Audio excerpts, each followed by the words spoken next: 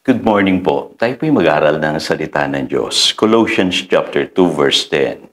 Kaya't kayo'y ganap na sa pamamagitan ng inyong pakikipag-isa sa Kanya na siyang nakakasakop sa lahat ng kapangyarihan at pamamahala. You have been given fullness in Christ. Sa English Bible po, ganitong sinasabi. And you have been given fullness in Christ, who is the head over every power and authority. Sagutin natin yung tanong. Bakit marami pa rin mga Kristiyano talunan? Alam niyo po, hindi ko kayo masisisi. Ganyan din po kasi ang karanasan ko dati. Pinahirapan din po ako ng sakit, financial problems, at kung ano-ano pang mga problema sa buhay. Kaya lang po, nakadiscover po ako ng revelation from the Word of God. Kaya mahalaga po yung mga natututunan natin sa buhay na ito.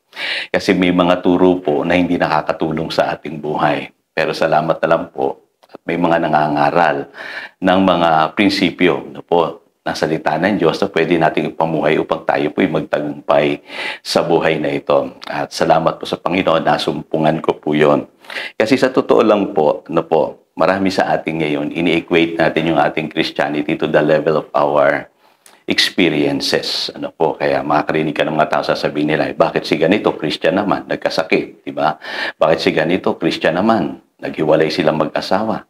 Bakit si ganito, Christian naman, nabaon sa utang? At pagka yun ang naririnig natin, sasabihin natin, ayun nga ang nangyayari sa mga Kristiyano. Wala rin pinagkaiba. Alam niyo po, huwag po kayong mahuhulog sa patibong ni Satanas. Lagi niyong tatandaan, dapat po ang ating pong experiences magle-level sa sinasabi ng Word of God. Hindi po yung Word of God ang magle-level doon sa atin pong mga experiences. At nakakalungkot po, marami sa ating mga Kristiyano, para bagang yung victory natin hanggang kanta na lang, pero hindi natin nararanasan sa ating pong mga buhay. Kaya alam niyo po, unless we rise up, doon po sa standard ng Word of God, hindi po tayo talaga totoong magtatagumpay sa buhay na ito.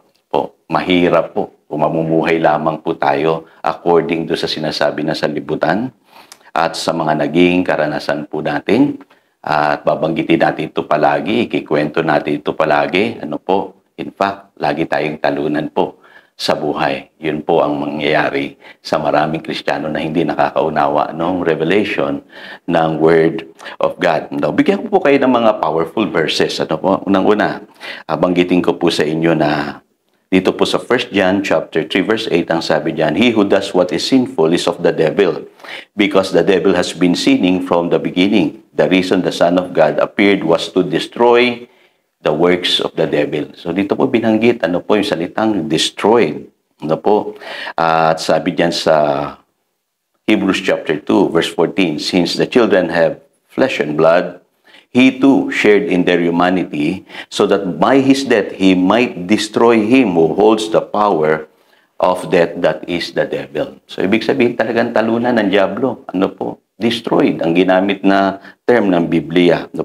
Sabi sa ibang translation, rendered powerless. Kaya sa Colossians chapter 2 verse 15, sabi diyan, and having disarmed the powers and authorities, he made a public spectacle of them, triumphing over them by the cross. So sa ginawa po ng Panginoong Hesus sa krus, talunan ng ganap ang diablo. Ngayon, bakit mahalaga itong katotohanan na ito? Kasi sabi po sa 1 John chapter 4 verse 4, you, dear children, are from God and have overcome them, because the one who is in you is greater than the one who is in the world. Pero yun, ang ganda nito mga katotohanan ito, pero I pray, dapat nararanasan natin ito sa ating mga buhay. Kasi ang unang katotohanan na dapat maintindihan natin dyan ay yung salitang you are from God. Tayo daw po ay sa Diyos, mga anak ng Diyos. Sabi sa 1 John 3:9, nananatili sa atin yung binhi ng Diyos. Kaya hindi na tayo nagpapatuloy sa kasalanan. Kumbaga, hindi na dapat tayo nababandage ng kasalanan. Hindi na tayo namumuhay pa sangayon doon sa mga patakaran ng sanlibutan ito. Ang dapat ipinamumuhay na po natin ay yung tagumpay na pinabanggit po sa Biblia na ibinigay na sa atin ng Panginoong Jesus. Ano po? Kaya alam niyo po, dito pa lang minsan sa verse na ito, no? Marami akong naririnig na Kristiyano nagsasabi, no? Greater is He that is in me than he who is in the world. Pero sa kabila ng lahat, talunan pa rin. Bakit po? Kasi hindi nila naunawaan na sila yung mga anak ng Diyos. And they have been given fullness in Christ. Ano po? Nakakalungkot po, no? Karamihan pagka nag-usap-usap mga Kristiyano, pinag-uusapan yung kanilang mga problema.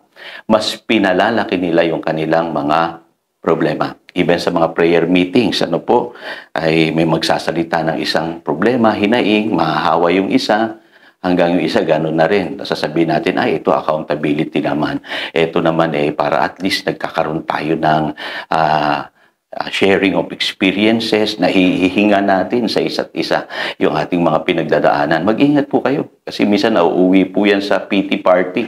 Ano po, ang pinag-uusapan nyo na yung mga negatibong bagay na kakahawa-hawa, yung mga negative spirits, ano po, na meron pong dala-dala sa isa't isa. Ano po, kaya ang nangyayari diyan parang yung mga Israelites, nung nakita nilang merong higante sa Promised Land, natakot na silang lahat. No? Ayaw na nilang pumasok sa Promised Land. Kaya alam niyo po, nakakahawa po yung ganoon Ano po, samantalang ang sabi ng Biblia, greater is He that is in you than he who is in the world. Dapat makita natin ano po na hindi po yung mga problema ang mga higante. Ano po, makita natin na yung bagong kalagayan natin kay Kristo Jesus. Ang sabi ng Biblia, greater is He that is in you. Nananahan sa iyo ang Espiritu ng Diyos. At ang sabi ng Biblia, greater is He that is in you than he who is in the world. Kaya alam niyo po, si Satanas na nanalo sa atin dahil mali yung iniisip natin sa ating sarili. Mali yung iniisip natin sa Diyos. At mali yung iniisip natin patungkol kay Satanas. At alam niyo po, pag mali yung ating kaisipan, wala tayo sa revelation, ay talagang tatalunin tayo ng ating kaaway. Dapat i-discover natin that there's a champion inside of us. Ganun po dapat tayo mag-isip. Ano po? Para tayong si Joshua at si Caleb. Sabihin natin palagi, pasukin natin yung Promised Land. Kayang-kaya nating talunin yung mga higante doon. Kasi greater is He that is in you than he who is in the world. Kaya alam niyo, sabi sa 1 John chapter 5 verse 4, sino yung nagtatagumpay? Yung mga anak ng Diyos sa pamamagitan ng pananampalataya.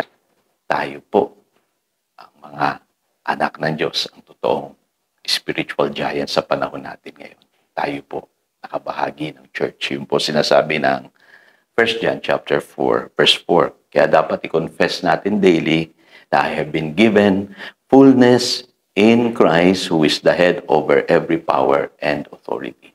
And greater is He that is in me than he who is in the world. So again, to si Pastor Jojo nagpapaalala upang daluyan tayo ng pagpapala, manatili tayo sa kanyang salita. Good morning.